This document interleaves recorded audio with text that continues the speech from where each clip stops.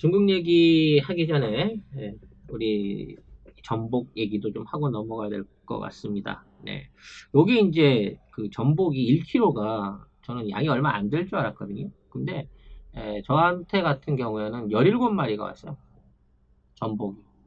그래서 그거를 전부 따가지고 버터구이를 했더니 후라이팬에 가득 찰 정도 살로만 엄청나게 많은 양이 왔습니다. 근데 택배 포함해서 35,000원에 온 거예요. 원래 그렇게 그 산소 포장하고 아이스박스하고 뭐 하면 포장비 배송비만 해도 제가 알기로는 6, 7천 원 이상 드는 걸로 알거든요. 주문하고 나서 거의 그 다음날 오전에 왔는데 그 가격에 보내준 전복이 굉장히 실하고 품질이 좋더라는 거죠. 깜짝 놀랐습니다. 사랑하는 대학 친구, 대학 동기 우리 노 사장이 정말 이 전복을 팔아갖고 많은 부자가 되기를 바랬었는데 의외로 실적은 별로 없었다 그래요. 네.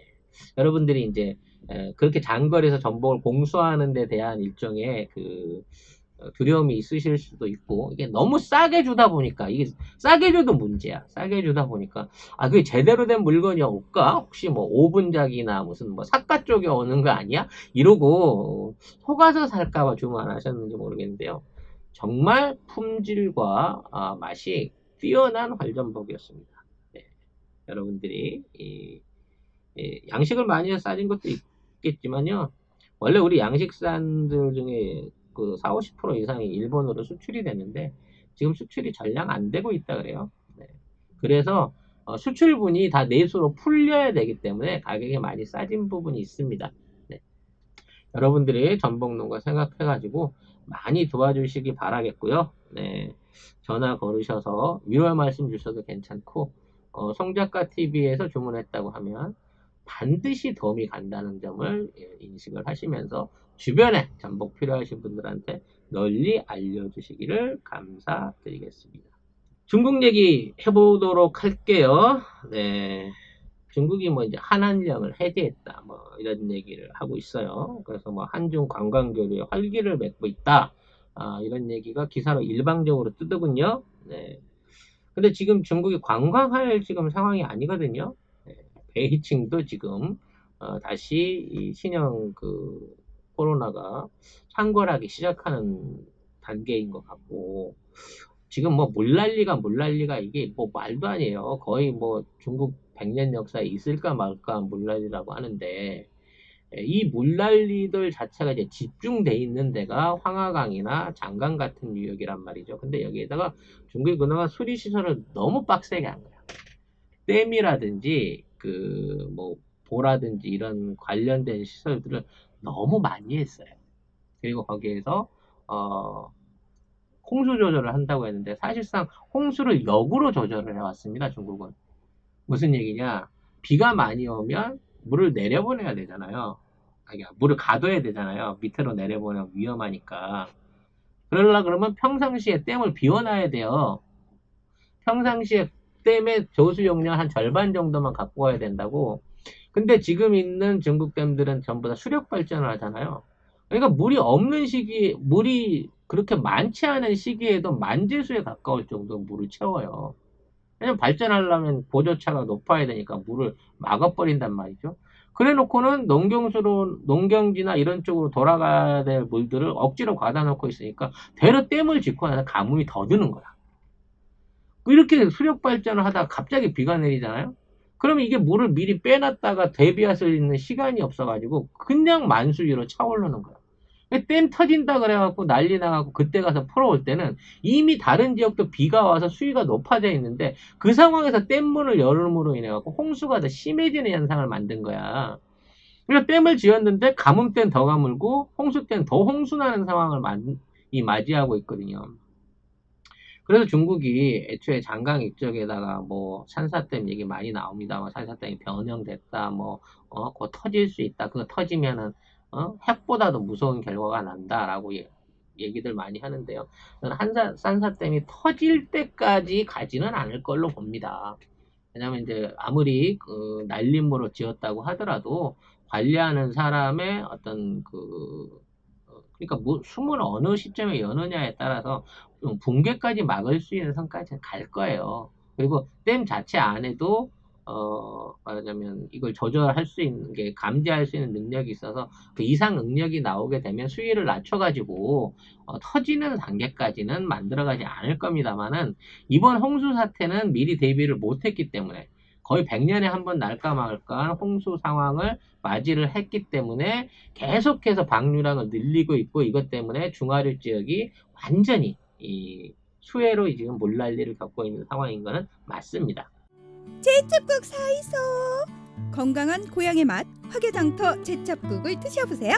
섬진강에서 직접 잡은 활제첩을 가족 같은 넉넉한 인심과 정성으로 조리해서 넉넉한 건더기와 진한 국물 맛을 담았습니다. 010-8560-5265로 전화 주시면 송 작가의 고향 선배인 주인장이 친절하게 안내해 드립니다. 010-8560-5265 500g 2인분 냉동팩 10개를 5만 원에 배송해 드리는데요. 부추와 풋고추를 곁들이시면 더욱 맛이 좋아진답니다. 010-8560-5265 화개장터 제첩 쿠쿠쿠쿠. 네, 지금 맥시멈이라고 볼 수 있는 만재 수위에 근접해 있습니다. 근데 만재 수위에 올라가기 전에 계속해서 물을 빼낼 거예요. 그렇기 때문에 만재 수위를 넘어서까지 댐을 유지하려는 무리수를 안 두기 때문에 중하류 지역에 얼마든지 저기가 날 수 있는 거죠. 그리고 장강은요, 애초부터 그 홍수가 많았던 지역이라서 산사댐이 있어도 비가 많이 오게 되면 산사댐에서 내려오는 물 말고 주변에 내린 강우량으로 해서 장강이 넘쳐요. 그랬을 경우에는 그 뚝을 트는 포인트가 있습니다. 그러니까 상해나 이런 이 심천 같은 공단 지역에 대한 피해를 주지 않기 위해서 중류 지역의 농업 지역에다가 댐을 터가지고 아예 그쪽으로 유수지로 물을 돌리는 방식을 취해가지고 상해를 보호하는 그런 류의 그 시스템이 있습니다. 그렇기 때문에 만일의 경우 물난리가 나게 된다고 치면 중부의 농업지대를 희생시켜서라도 상해와 심천 같은 핵심 공업지대 피해가 가지 않을 만큼 조치를 취할 준비는 돼 있다고 보여집니다. 아무튼 이런 중국이 이제 한한령을 해제했다라고 얘기 나오는 게 뭐냐면 한국 관광에 대한 이제 당체 상품 판매를 시작했다는 거예요. 이 부분을 좀 이해를 하시려면 중국의 관광 사업을 이해를 해야 되는데요. 중국이 한때 이제 가장 많이 방문하는 외국이 한국이었던 적이 있습니다. 약 700만 명까지 1년에 방문을 했던 적이 있었죠.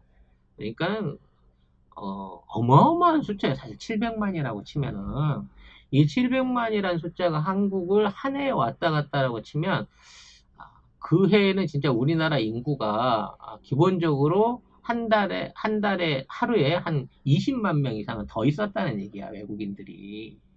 그만큼 어마어마한 인구가 한국을 찾았었는데 이게 어떻게 이루어지게 되는 거냐면요. 중국에는 해외여행을 전담하는 해외여행 여행사가 있고 국내 여행을 전담하는 여행사가 면허가 다릅니다. 그래서 해외여행을 나간다고 하는 거는 비자부터 시작해갖고 그 사람의 출입경을 전부 관리해야 되기 때문에 국가의 공인을 받은 상당히 큰 규모의 여행사들만이 해외 관광객들을 모집할 수가 있어요. 그러니까 사실상 이제 뭐 공안에 높은 사람이거나 전직 관료이거나 웬만큼 힘이 좀 있어야만 그러한 여행사를 차릴 수가 있습니다. 그래서 이렇게 여행사들이 여행 상품을 모집을 해요. 뭐 헐값으로 때릴 경우에 3박 4일에 뭐 40만 원 정도, 뭐 60만 원 정도 이 정도 가격으로 사람들을 모집을 해요. 그러면 그 모집한 사람들은 이제 단체로 이렇게 묶게 되는 거죠. 200명 단위나 300명 단위로 이렇게 묶게 되는 거고 이렇게 묶어지는 사람이 차면 전용기를 예매를 합니다. 그러니까 기존에 다니던 이런 비행기 말고 이 여행객들을 전용으로 실어 나갈 수 있는 전용 비행기를 따로 전세기를 이제 예약을 하는 거죠. 그래서 그거를 티오를 받아가지고 전세기에 태워서 전세기에 데리고 가는 방식으로 여행을 시켜요. 그리고 그와 관련된 그 모든 인적 관리나 뭐 그 시스템 관리 이런 것들을 여행사가 주도적으로 하게끔 이걸 받고 있습니다. 그러니까 해외 여행이 이루어진다고 하면 중국 정부가 일단 해외 여행객을 몇몇 명까지 모집을 해라라는 허가가 받아져야 되는 거고요. 그 다음에 모집되는 사람 숫자를 봐서 그게 차면은 그 인원이 옮겨올 수 있게 되는 거죠. 예를 들어 이제 별도로 내가 회사에서 단체로 야유회를 간다. 그래서 500명, 1000명이다. 라고 하더라도 이거는 이 여행사에다가 먼저 신청을 해갖고 이 여행사가 중간 과정을 밟아줘야 똑같은 방식으로 한국으로 들어오게 되는 겁니다. 그 시기에 중국 LCC도 막 폭발적으로 늘리지 않았던가요? 그러니까 그때는 그 한중 관계가 워낙 좋았고 중국에서도 이제 그 내수 증진을 위해 갖고 관광을 막 장려할 때이기 때문에 다른 나라보다 우리나라에 오는 관광 상품들이 굉장히 쌌어요. 특히 제주도 같은 경우에는 제주도 지역에 뭐 20여 개 여행사 중에 17개가 전부 다 중국계 여행사였고 얘네들이 중국에서 오는 관광객들을 전부 다 일종의 이제 에, 선점을 해버립니다. 그러니까 딱 내리게 되면 중국 사람이 운영하는 버스를 타고 중국 사람이 운영하는 모텔에 가서 중국 사람이 운영하는 식당에서 밥을 먹고 중국 사람이 운영하는 면세점에 가서 면세를 하고 관광을 한 다음에 가기 때문에 한국 사람한테 떨어지는 거는 거의 없는 상황을 만들어 놨었고 그랬기 때문에 이 자체가 중국에서 외화 유출에 대한 위험이 좀 덜했던 거죠. 그래서 한국 관광이 활발하게 이루어졌지만 실제 국내에서 이제 내수로 올라갈 수 있는 건 뭐 화장품이라든지 일부 제품들의 판매가 느는 정도였고 지역 주민들을 뭐 지역 상가나 이런 쪽에서 조금 호황을 누린 그러니까 제주도에서 제일 잘 되는 게 편의점이라고 하는 얘기가 있을 정도로 뭐 그 정도 수준에서의 관광이 많이 이루어졌다는 거예요. 그래서 이런 중국에서 이제 단체 관광을 모집을 금지시킨 게 딱 그 2017년도 우리가 이제 사드 관련된 한중 간의 문제가 생겼을 때 그때부터 이 모집 자체가 중지가 된 거예요. 그러면 개인이 스스로 비자를 얻어서 나올 수 있는 방법이 있겠지만 이건 비용도 많이 들고 숫자가 많이 올 수가 없는 상황이었단 말이죠. 그래서 무려 3년 동안 이 단체 관광객에 대한 모집이 전혀 없었다는 거야. 근데 7월 1일 날 중국 최대의 그 여행 기업인 트립닷컴 그룹이라고 하는 데서 한국하고 한국에 이제 다시 관광 상품을 모으는 일종의 이제 광고 방송을 시작한 거예요. 홈쇼핑 같은 거지. 그래서 이게 얘네들이 이제 이런 고객들을 모집하는 게 전국에 어디에서 오든지 간에 그 사람을 보내줄 수 있는 데는 이 회사밖에 없기 때문에 이 회사 홈페이지에 들어와서 예약을 하거나 아니면 이 회사가 운영하는 홈쇼핑의 채널을 보고 거기서 전화로 예약을 해가지고 이거를 받는단 말이에요. 그러니까 이 방송을 처음으로 3년 만에 시작하게 됐다라고 해갖고 한국에 대한 관광이 열렸다라고 얘기를 한다는 거지.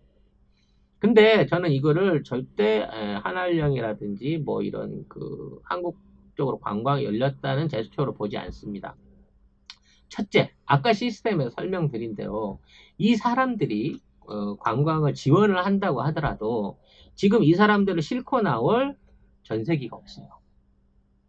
즉, 그 중국 공항하고 한국 공항하고 연결해가지고 새로운 노선을 결정하기 위해서는 중국 안에서도 그 공군이라든지 그 공산당 그 황공실이라 그러는데 공산당의 핵심 부서들을 전부 다 연결해갖고 결제를 맡아야 되고요. 우리나라 같은 경우에도 공항을 이용하고 이러한 전세기들을 띄우기 위해서 장기적으로 띄우기 위해서는 최소 3개월에서 1년 전에 선 계약이 필요로 하거든.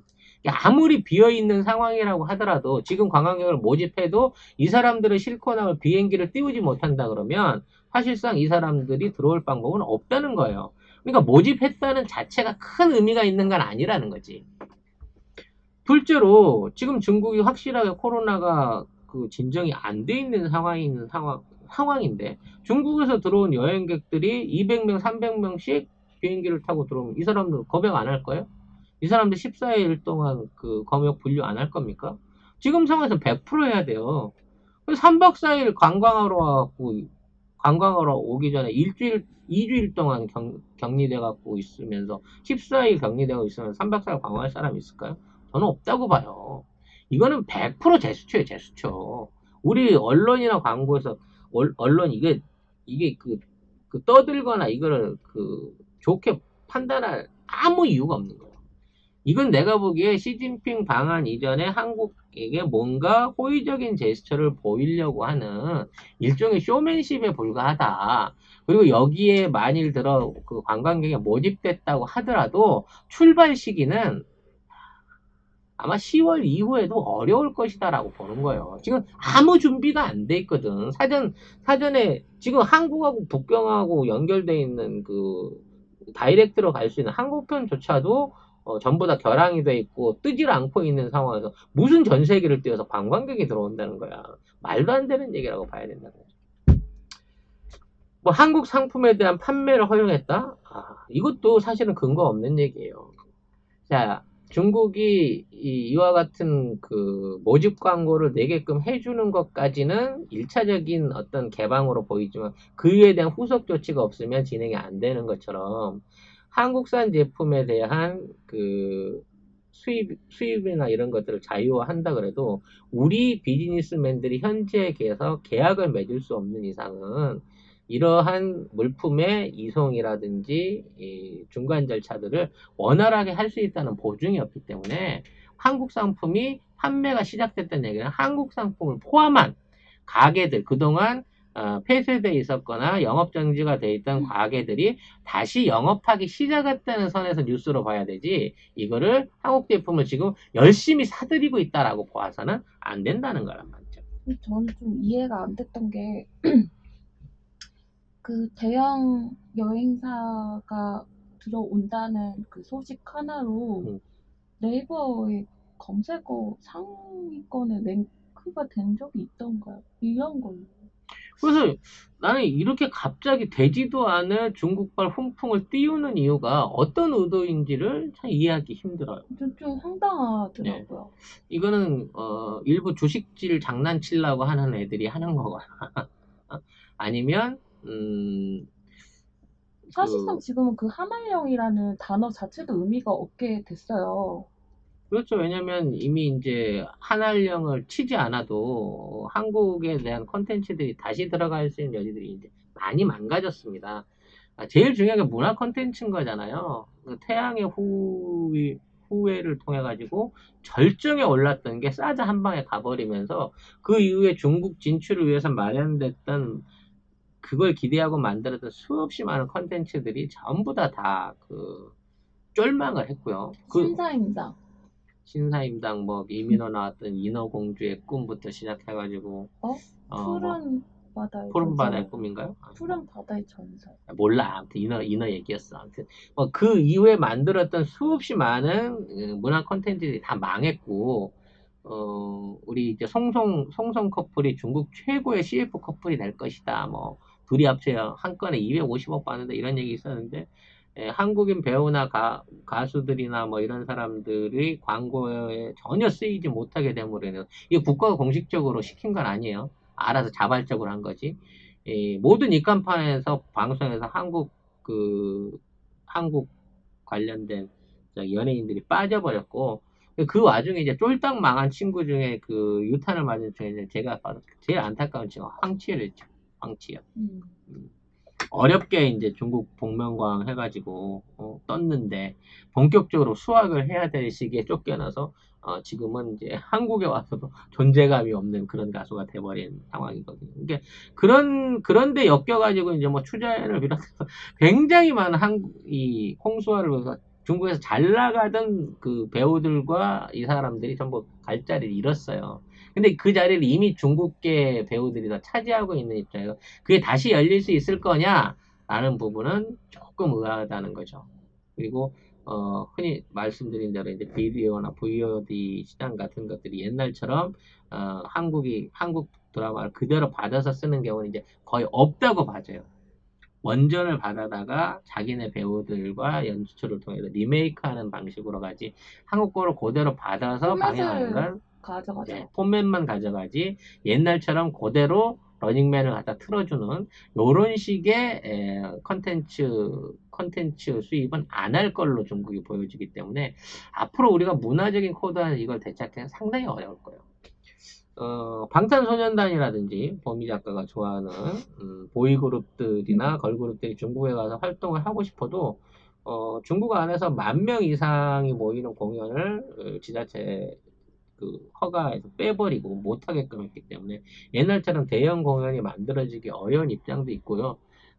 코로나의 발발 때문에 이런 그 집단 콘서트 같은 것들은 거의 허가가 안 나고 있기 때문에 이 한알령으로 인해서 우리 콘텐츠나 제품들이 중국에 다시 들어간다는 기대는 상당히 보기 힘들다라고 봐집니다. 다만 기대할 것은 현재 중국이 제대로 된 그 스트립 구조를 못 만들어내고 있기 때문에 산업 여러 분야에서 구멍이 나고 있어요.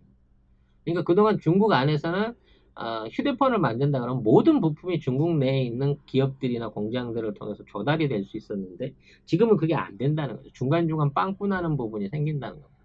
반대체라든지 뭐 LCD라든지 그와 관련 소재라든지 뭐 이런 부분에서 빵꾸 나는 부분이 자꾸 늘어남으로 인해서 공장 전체가 유지가 안 되는 부분이 생겨요. 그래서 중국 안에 있는 애플이 아직도 생산 정상화가 뭐 안 되고 계속해서 정체가 되고 있는 겁니다. 그래서 애플의 매출이 떨어지고 있는 게 중국이 안 팔아서의 문제가 아니라 못 만들어서의 문제가 더 크다는 거예요. 저도 제가 자주 주문하는 쇼핑몰 옷 배송이 너무 늦어요. 중국 옷이. 중국에서 생산하는 어, 아무튼 그런 상황이기 때문에 지금 수요 공급을 못 맞추고 있는 차원에서의 중간에 땜빵을 하기 위해서 한국 제품들을 급하게 수입하고 있는 이런 것들은 좀 늘어나고 있는 모양입니다. 그러니까 예전에는 국산을 쓰다가 국산이 안 나오니까 한국에서 물건을 사가는 부분이 늘어나고 있다는 거죠. 음, 어, 이런 와중에 이제 많은 분들이 걱정을 해요. 이렇게 관광객들이 안 하고 그러면 해운 운수업 다 망하는 거 아니냐라는 얘기들이 있습니다. 항공 아니에요? 그러니까 해운 운수 항공 전부 다 망하는 게 아니냐는 얘기가 있습니다. 근데 해운 같은 경우에는 상당히 이제 그 규모가 줄어들고 있는 건 사실이에요. 근데 이게 대규모기 때문에 줄어들고 있는 거고요. 항공사 같은 경우에는 지금 아이러니하게도 이 코로나 사태 이후에 기업들의 실적이 엄청 좋아지고 있어요. 어떤 방식으로요? 화물기를 띄우는 거죠.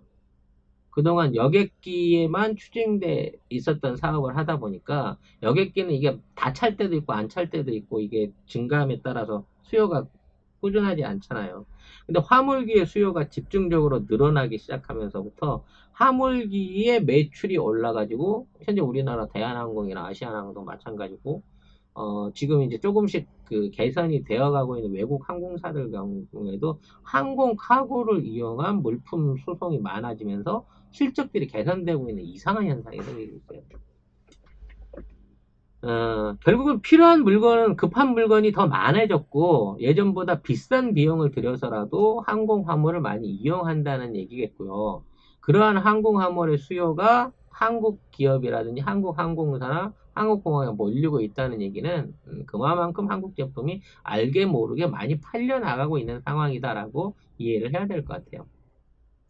그래서 지금에 있는 소비재를 비롯한 여러 가지 중간재들의 수출의 적기가 현재인 것은 맞습니다. 그리고 그 시장이 중국뿐만 아니라 지금 공급선을 차지하지 못하고 있는 일본의 자존심 때문에 안 갖고 갈지 모르겠습니다. 미국이나 다른 지역에서도 계속해서 한국산을 활발히 사들이게 될 시기에 와 있다는 거죠. 근데 이제 여기에서 가장 큰 변화를 일으킬 것이 시진핑의 방안으로 보여져요. 시진핑이 어떠한 선물 보따리를 들고 와서 한국하고의 거래를 활발히 할 것이냐라는 부분인 건데요. 사실 여기에 이제 좀 어려운 부분이 있습니다. 시진핑이 원하는 거는 한중일 간의 일종의 그 디지털 FTA를 원해요. 그러니까 한중일이 이 디지털 화폐를 기점으로 해갖고 온라인에서 완전한 자유무역을 할 수 있는 체제를 원하고 있습니다. 그 디지털이라는 말 되게 웃긴 게 한나라는 팩스 쓰고 한나라는 보안 빵빵 뚫리고 근데 그거는 그 나라가 이제 그 시스템을 운영하는 속도의 차이인 거고요. 결과적으로 한중일이 하나의 이게 직접적인 무역이 아닌 온라인 무역 안에서 안 터지는 이유는 돈이 이 태환이 정확하게 안 되기 때문이란 말이에요. 특히 중국하고.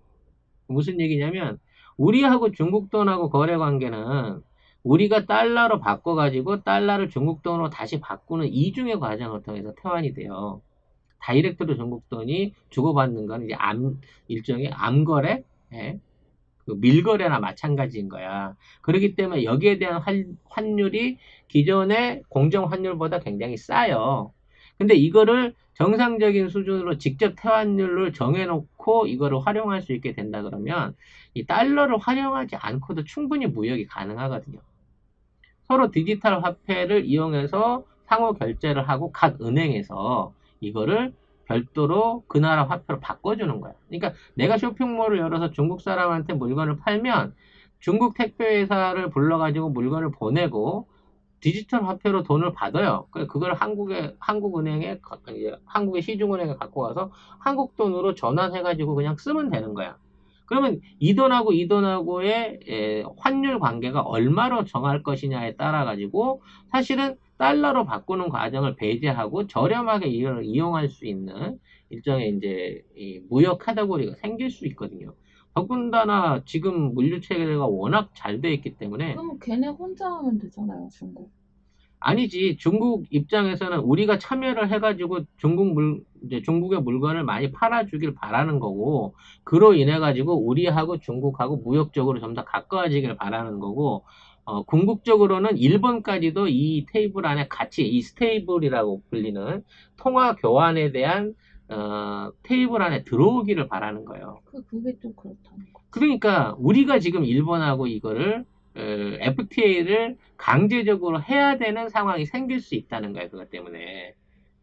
물론 지금 우리가 일본이랑 FTA를 하게 되면 지금의 어떤 그 상품 경쟁력이나 어떤 품질로 봐서 우리가 일본제에 밀릴 이유는 전혀 없어요. 3개국 상품 중에 한국게 제일 많이 팔릴 겁니다. 그런 면에서 유리한 부분은 분명히 있는데 지금 미국, 일본과 그 국가 감정이 서로 좋지 않고 뭐 여러 가지 사안 안에서 충돌하고 있는 상황에서 일본을 포함한 스테이블, 동남아 3국의 스테이블 디지털 교류 협정을 우리가 받아들이기는 좀 애매하다는 거지. 그럼 역으로 가서 그럼 중국한테 야 그럼 일본은 빼고 우리 둘만 하자라고 말하기에는 이렇게 돼버리면 일본이 너무 반중으로 돌아가게 됐을 때 거기에 대한 또 그 경제적인 또는 외교적인 부담이 생기기 때문에 중국 입장에서는 서히 같이 하는 게 좋아라는 부분인 거고 우리 입장에서는 돈을 벌려면 어떻게든 지금 중국하고 다이렉트로 교류하면서 우리 제품들을 좀 펼칠 수 있는 시장을 좀 확대를 해야 되는데 이 두 가지 딜레마가 동시에 걸릴 수 있다는 거죠. 저는 이번에 시진핑 방안을 통해 가지고 이게 이제 어떠한 가닥으로든지 관계가 좀 정리되고 또 중국이 보증하는 만약 이 스테이블 코인이 일어난다 그러면 북한에 지원하기도 참 편해져요. 중국 디지털 화폐를 통해 가지고 지급하면 되는 거거든. 직접적으로 우리가 물품 교역에 대한 대가들을 중국에서 보증받을 수 있는 거예요. 결과적으로 돈을 띨 염려가 없다는 거지 그렇게 되면. 그래서 이러한 여러 가지 전반적인 사안을 봤을 때 중국과 한국 간에 좀 더 강화된 무역교류는 꼭 필요하다. 특히 이 코로나 위기를 벗어나기 위해서는. 그래서 중국의 제안을 어떤 방식으로 우리가 유리하게 유지할 수 있을까라는 부분이 필요한 상황에서 일종의 그 분위기 띄우기 또는 또 중국하고의 앞으로 벌어지게 될 새로운 그 경제적인 그 화합 교류 뭐 이런 것들의 선제 분위기 띄우기로 중국이 약간 모션을 취한 거고 실질적인 액션은 아니에요. 모션만 취한 거고 거기에 대해서 우리가 너무 많이 과대하게 기대를 가지거나 일종의 그 과대 해석을 하는 게 아닌가라는 위험성이 있어서 이 부분을 지적하기 위해서 방송을 준비를 했습니다.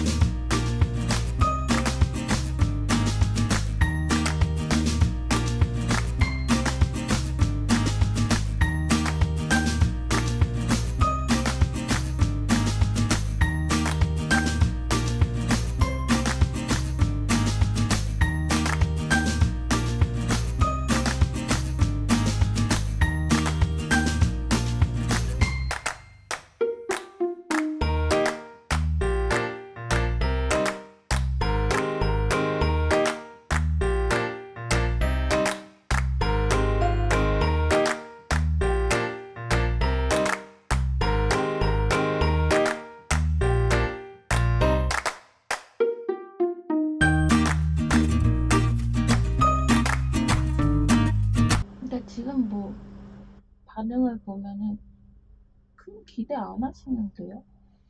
중국한테? 그거는 이제 우리는 일반인이고 지금 중국에 여행을 가고 싶어 하는 분이 있을지 모르겠지만 저는 굉장히 가고 싶거든요, 사실. 예, 중국하고의 어떤 인적 교류나 물적 교류가 활성화되기를 바라는 분들 입장에서는 굉장히 좋은 소식으로 비칠 수 있어요. 그리고 이게 있기 전에는 진짜 굉장히 활발한 교류가 있었다니까. 우리 전체 시청자들 안에서 최소한 20, 30% 이상은 중국하고의 거래선이 있거나 중국을 여행해 본 경험이 있거나 중국을 왔다 갔다 하면서 사업을 해본 분들이 분명히 계실 거예요. 근데 이게 지금 한 4, 5개월 딱 끊기다 보니까 여러모로 불편함을 많이 느끼는 거거든. 근데 그런 분들한테 화해 무드의 소식이 일종의 좋은 희망으로 이렇게 보여질 수는 있는데 아직까지는 실천적인 조치가 없다. 그리고 중국이 저런 식으로 코로나 관리를 못하고 있는 상황에서는 물적인 교류, 그러니까 물건을 택배로 팔고 디지털 결제를 통해 물건 수출하고 수입하고 이런 건 가능할지 몰라도 인적 교류가 이루어지기에는 앞으로도 1, 2년은 더 걸리는 게 아니냐라고 하는 신중한 생각이 좀 듭니다. 네. 네, 오늘 오전 방송은 결국 3시간 가까이 여러분한테 귀에 피나도록 방송을 해드렸습니다만 재밌게 들으셨는지 모르겠네요. 뭐 가볼 게 뭐 있다고 하지만 못 본 것들이 꽤 많이 있습니다. 가보면 중국 전역에는 그만큼 미국만큼 넓은 땅에 미국보다 훨씬 많은 인종들이 만들어낸 수없이 많은 문화의 코드들과 흔적들과 자연 경관들이 있죠. 뭐 전체적인 관광 자산으로 봐서는 굉장히 가볼 때는 많은 나라인 건 사실입니다. 근데 이 나라를 어떻게 이용해서 우리가 대한민국 국익을 높일 수 있는가라는 부분 하에서 지금 걸리고 있는 게 외교 관계인데 우리가 워낙 외교 잘하잖아요. 문재인 대통령과 외교 담당자들이 잘 현명하게 해결해 나갈 걸로 믿고요. 가고 싶은 마음은 굴뚝이지만 빨리 가게 될 날까지 좀 기다려 보려고 합니다. 잠시 후에 우리 절 누나와 함께하는 월드머니 시간을 다시 찾아뵐 거고요. 네. 오늘 방송 같이 참여해 주신 많은 분들 너무 감사드립니다. 자, 후원해 주신 분들 소개해 드리고 넘어가겠습니다. 지금부터 인질 후원 하실 분들은 빨리 해주세요. 네. 오늘 그 얘기 안 한 것 같아요. 어떤 얘기요? 오늘이 수출 규제 1년 됐잖아요. 뭐 이게 1년으로 그칠 일도 아니고요. 쟤들이 반성을 안 하는 이상 반성이요? 노- 반성? 반성과 조치가 없는 이상 노일본은 이제 영원한 기치가 될 거고요. 이 노일본 사태로 인해 가지고 일본이 쫄쫄 망하고 한국에 의존하게 되는 시대가 이제 점점 더 가까워오고 있습니다. 네. 한국을 배제하고 나서 경제적으로 뭔가를 얻으려고 했던 일본이 외교적으로 계속 고립되어 가고 있는 모양을 보면 국제사회에서 한국의 위상을 바짝 당겨 올려서 WHO, WTO, 유네스코, UN, 네, 그리고 앞으로 일어나게 될 방역 중심 국가연합들 모든 기구들이 대한민국을 중심으로 이루어지고 일본은 최말석에 밀려나게 될 것을 확신합니다. 뭐 혹시 질문 같은 건 없으시겠죠? 네. 질문을 안 하시는 모든 걸 다 알고 계시는 우리 애청자 여러분 감사드리고 마지막으로 우리 완도에서 주문 전화를 못 빠지게 기다리고 있는 다시마 전복 노사장에게 35,000원 1kg짜리 활전복 주문하셔서 오늘이 아니군요. 내일 점심이나 저녁에 식단에 올리시기를 부탁드리면서 오늘 방송 여기서 마무리 짓도록 하겠습니다.